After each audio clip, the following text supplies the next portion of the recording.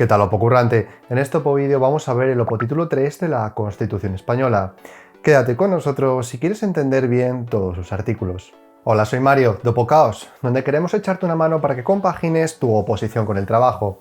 Si has llegado por primera vez a nuestro canal, o bien no lo has hecho todavía, dale al botón de suscribirte. Estoy convencido de que encontrarás contenido que te ayudará en tu oposición.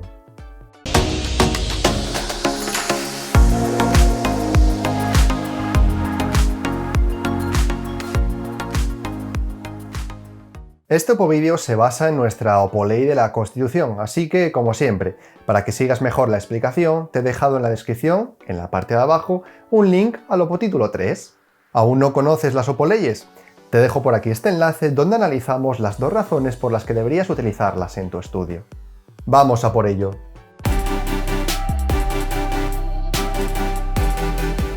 Empezamos este primer capítulo del opotítulo 3 hablando de las cámaras, o lo que es lo mismo, las Cortes Generales.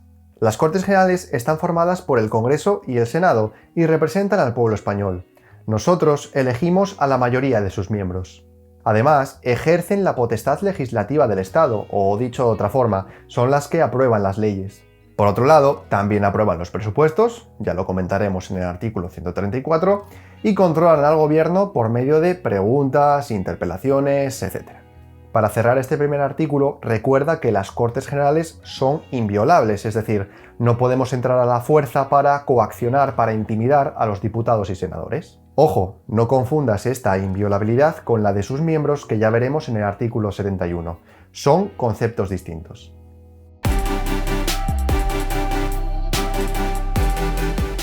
No se puede ser diputado y senador o diputado y miembro de la Asamblea Legislativa de una comunidad autónoma. Fíjate que en este último supuesto estamos hablando de diputados, no de senadores. Un senador sí puede ser miembro de una Asamblea Legislativa autonómica. Por otra parte, si no se realiza una convocatoria formal de las cámaras conforme al reglamento, las reuniones de los parlamentarios no serán vinculantes, no servirán para nada. Y por último, los miembros de las Cortes Generales no están ligados por mandato imperativo. Los diputados y senadores no tienen por qué seguir órdenes de partidos políticos, de otros compañeros, etc. Pueden hacer básicamente lo que quieran, aunque bueno, sabemos que en la práctica no suele ser así.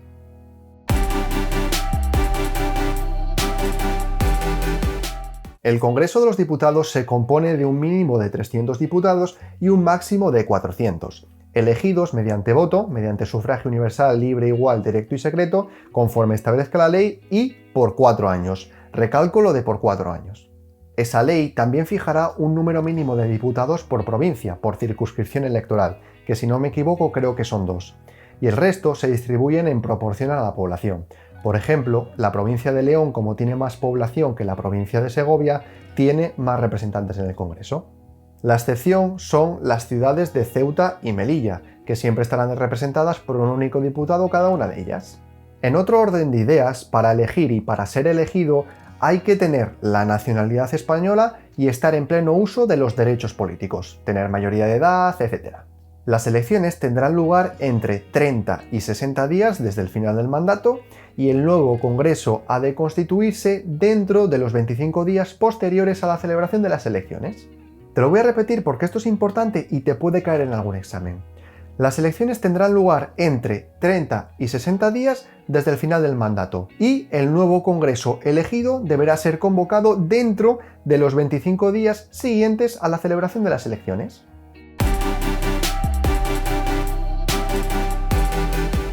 Artículo 69. Es el turno del Senado. El Senado es la Cámara de Representación Territorial y es constituido como el Congreso por 4 años. En cada provincia se escogerán mediante sufragio 4 senadores. En Gran Canaria, Mallorca y Tenerife se escogerán 3, en Ceuta y Melilla 2 y en el resto de islas 1. Por último, la Asamblea Legislativa u órgano correspondiente, no nosotros, no los ciudadanos, la Asamblea Legislativa u órgano correspondiente designará a un senador más y a otro por cada millón de habitantes. Por ejemplo, si hay 3 millones de habitantes, pues estas asambleas legislativas designarían a 1 más 3 a un total de 4 senadores.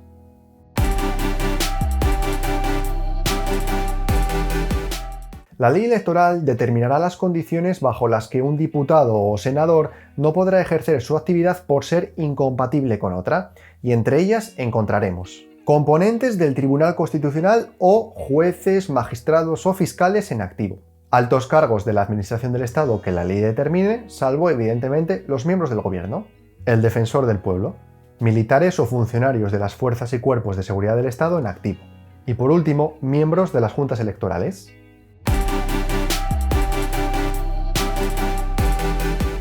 Los diputados y senadores gozarán de inviolabilidad e inmunidad. La inviolabilidad hace referencia a que no se les puede perseguir penalmente por lo que digan en el ejercicio de sus funciones. Y la inmunidad alude a que solo podrán ser detenidos en caso de flagrante delito, es decir, aquellos en los que está muy claro que son culpables. Y además, incluso en este escenario, es necesaria la aprobación de la Cámara correspondiente para que sean juzgados. Y ya para terminar con este artículo, como también veremos en el 102 para el caso de los miembros del Gobierno, los diputados y senadores no van a ir a un juzgado de barrio como nos tocaría a nosotros, no, irán a la sala de lo penal del Tribunal Supremo. Esto es el famoso aforamiento que tan cuestionado está hoy en día.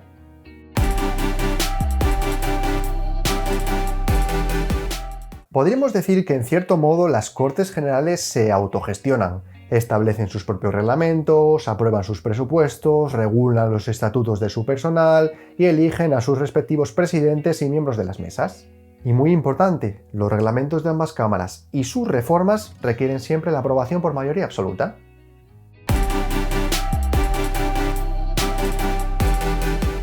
En lo que respecta a las sesiones de las cámaras, tenemos sesiones ordinarias y sesiones extraordinarias. Las ordinarias se celebran siempre entre septiembre y diciembre, que sería el primer periodo, y febrero y junio, que sería el segundo. Y las extraordinarias se convocan sobre una temática determinada a petición del Gobierno, de la Diputación Permanente, que la veremos en el artículo 78, o por requerimiento de la mayoría absoluta del Congreso o del Senado.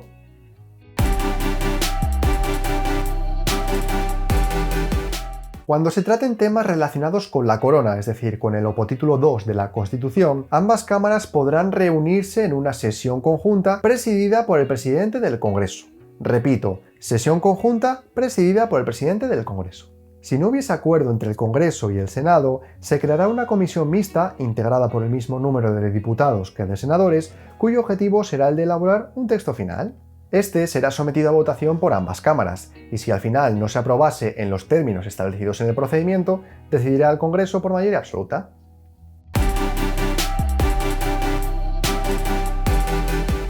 Las cámaras funcionarán en pleno y por comisiones. El pleno es básicamente cuando están todos los diputados en el Congreso o todos los senadores en el Senado, y las comisiones serían como grupos de trabajo que se constituyen para tratar un determinado asunto. De esas comisiones, las legislativas permanentes pueden ser delegadas por las cámaras para aprobar proyectos de ley o proposiciones de ley que no traten sobre reformas constitucionales, sobre asuntos internacionales, leyes orgánicas y de bases o presupuestos generales del Estado. Luego, en el artículo 87, veremos un poco qué son esos proyectos de ley y esas proposiciones de ley.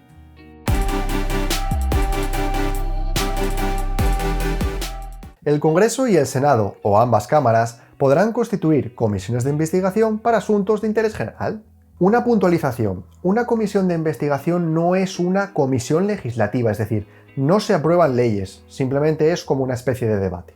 Además, a pesar de que sus conclusiones no son vinculantes para ningún procedimiento judicial, las personas afectadas tienen la obligación de acudir. Quédate bien con esto.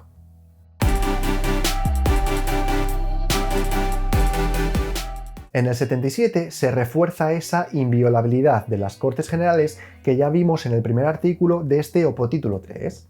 Nadie puede entrar en el Congreso o en el Senado sin haber realizado una petición por escrito, es decir, no vale llegar allí y decir que voy a entrar, no, hay que hacer una petición por escrito.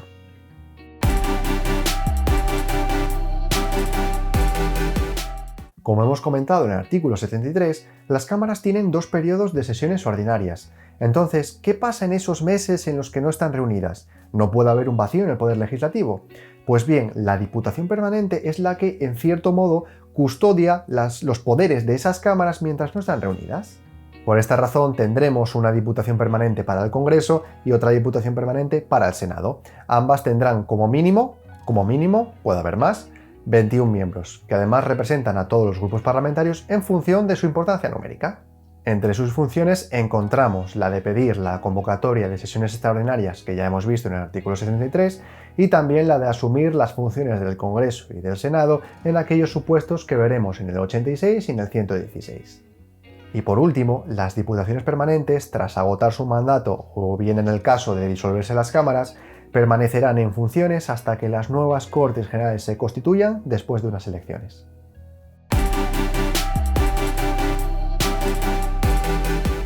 Para adoptar acuerdos es preciso que las cámaras se hayan reunido conforme al reglamento y que la mayoría de sus miembros, es decir, la mitad más uno, estén presentes. Estos acuerdos han de ser aprobados por la mayoría de los que hayan acudido, pero evidentemente puede haber excepciones en procedimientos que requieran de mayorías más holgadas. Y para terminar, recuerda que el voto de los diputados y de los senadores no se puede delegar. Un miembro de las cámaras no le puede decir a otro que vote por él.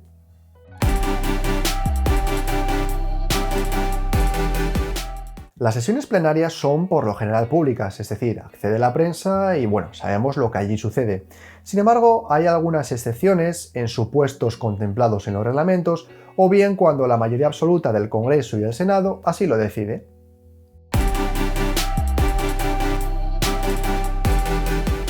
Con el artículo 81 entraremos en el segundo capítulo de este Opotítulo 3, en el cual hablaremos de cómo se elaboran las leyes. Empezamos con unas que vas a ver muy a menudo en esta Opoley de la Constitución, las leyes orgánicas. Las leyes orgánicas son aquellas leyes que tratan sobre derechos fundamentales o libertades públicas del Opotítulo 1, estatutos de autonomía que veremos en el Opotítulo 8, el régimen electoral general u otros aspectos que ya iremos viendo poco a poco a lo largo de esta Constitución. La aprobación, modificación o derogación de alguna de estas leyes requiere siempre de la mayoría absoluta del Congreso. Aunque hay otros artículos que nos lo van a recordar, te lo voy a repetir porque es muy importante. La aprobación, modificación o derogación de estas leyes orgánicas requiere siempre de la mayoría absoluta del Congreso.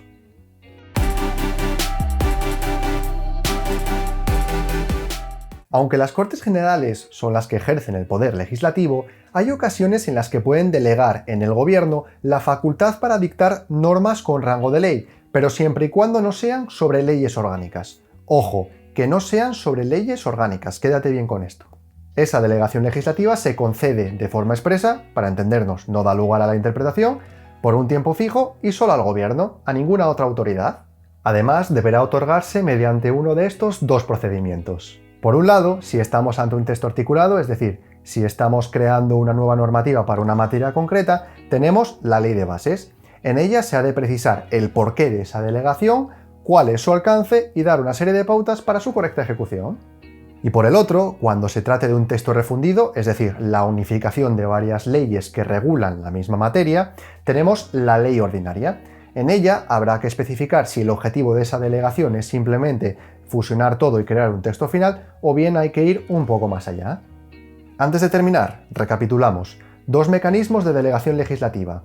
Ley de bases, textos articulados, nuevas normativas. Ley ordinaria, textos refundidos, unificación de leyes.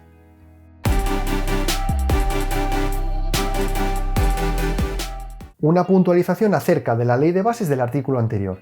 Esta no podrá autorizar la modificación de la propia ley de bases ni permitir dictar normas con carácter retroactivo.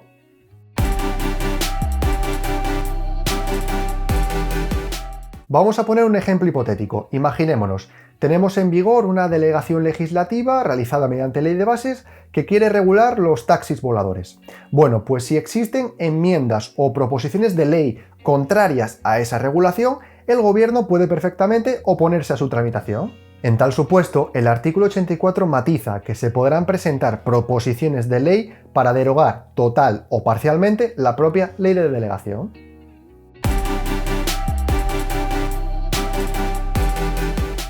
Artículo 85, muy sencillo. Esa norma que dicta el Gobierno bajo la delegación legislativa de las Cortes Generales se llamará decreto legislativo. Atento, las leyes de bases y las leyes ordinarias no son decretos legislativos, son los mecanismos mediante los cuales las Cortes Generales ejercen la delegación legislativa.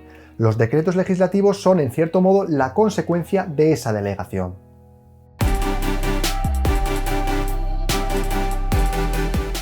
En los casos de extraordinaria y urgente necesidad, repito, extraordinaria y urgente necesidad, el gobierno podrá dictar normas con rango de ley siempre y cuando no afecten a derechos, deberes y libertades individuales, al régimen de las comunidades autónomas, al derecho electoral general, ni a instituciones del Estado.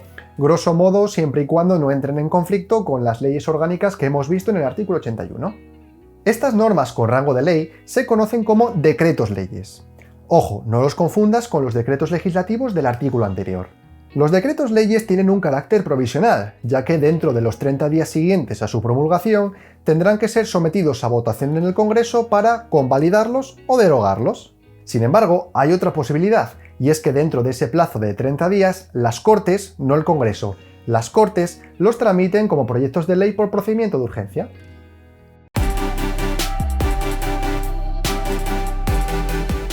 La iniciativa legislativa, es decir, iniciar el procedimiento para sacar adelante una ley, le corresponde al Gobierno, al Congreso o al Senado. Si ese procedimiento es iniciado por el Gobierno, hablaremos de proyectos de ley. Por el contrario, si es emprendido por otro órgano, como puede ser el Congreso, el Senado, etc., hablaremos de proposiciones de ley. Los proyectos de ley tienen prioridad sobre las proposiciones de ley. Las asambleas legislativas de las comunidades autónomas podrán solicitar al Gobierno la adopción de un proyecto de ley, o bien remitir a la mesa del Congreso una proposición de ley. En este último caso, podrán enviar a hasta 3 miembros de la Asamblea Legislativa para que la defiendan. Y para terminar, la iniciativa legislativa mediante proposiciones de ley puede tener un origen popular, requiriéndose al menos 500.000 firmas para tenerse en consideración. Esta iniciativa popular vendrá regulada por ley orgánica.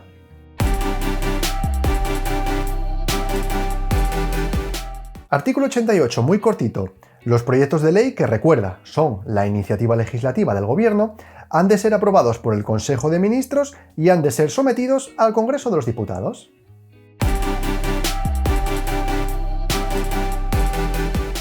En lo que respecta a las proposiciones de ley, su tramitación se realizará de acuerdo con el reglamento de las cámaras. Además, si tienen origen en el Senado, tienen que ser enviadas sí o sí al Congreso para su trámite.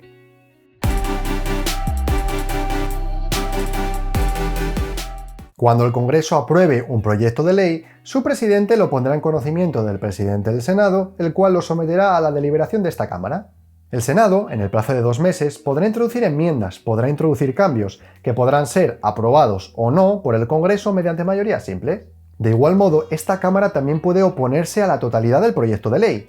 En este caso, el Congreso, para saltarse el veto del Senado, tendrá que aprobar el texto inicial por mayoría absoluta o por mayoría simple si deja pasar 2 meses. Recuerda, porque esto es muy importante. Enmiendas del Senado, mayoría simple del Congreso.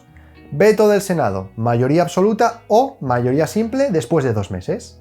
Por último, en esos proyectos de ley tramitados de urgencia que vimos al final del artículo 86, ese plazo de 2 meses que tiene el Senado para vetar o para presentar enmiendas se reduce a 20 días. Acuérdate de esta excepción.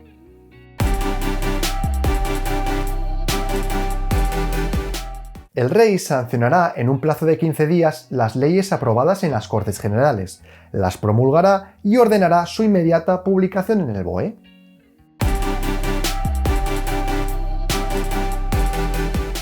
Las decisiones políticas de especial trascendencia pueden ser consultadas a los ciudadanos, pueden ser sometidas a referéndum. Estos son convocados por el Rey a propuesta del presidente del Gobierno y tras recibir la autorización del Congreso de los Diputados. Repito, convocados por el Rey, a propuesta del presidente del Gobierno y tras recibir la autorización del Congreso de los Diputados.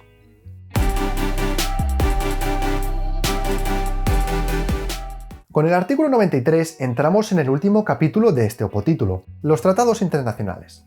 En concreto empezaremos con aquellos que atribuyen a una institución internacional competencias derivadas de la Constitución española, para lo cual se requiere la autorización mediante ley orgánica. El Gobierno o las Cortes Generales serán los responsables de hacer cumplir esos tratados internacionales.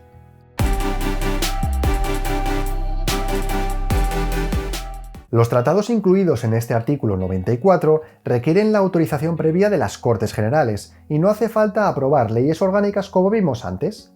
¿Y qué tratados entrarían dentro de este grupo? Bueno, pues aquellos de carácter político-militar, los que afecten a la integridad territorial de España o a los derechos y libertades, aquellos que impliquen gastos para la hacienda pública o los que exijan cambios legislativos para poder aplicarlos. Y ya por último, se informará inmediatamente al Congreso y al Senado cuando se produzca la firma de esos tratados.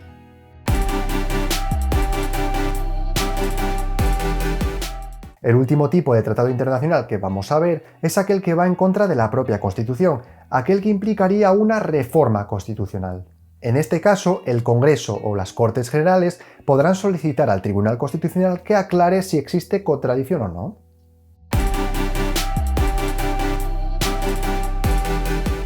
Y ya para dar por concluido este capítulo 3, los tratados internacionales, una vez publicados, formarán parte de nuestro ordenamiento jurídico, serán como una ley más para el Estado. Si se quisiese modificarlos, derogarlos o sustituirlos, habría que ver lo que dice el tratado al respecto o bien acudir a las normas del derecho internacional.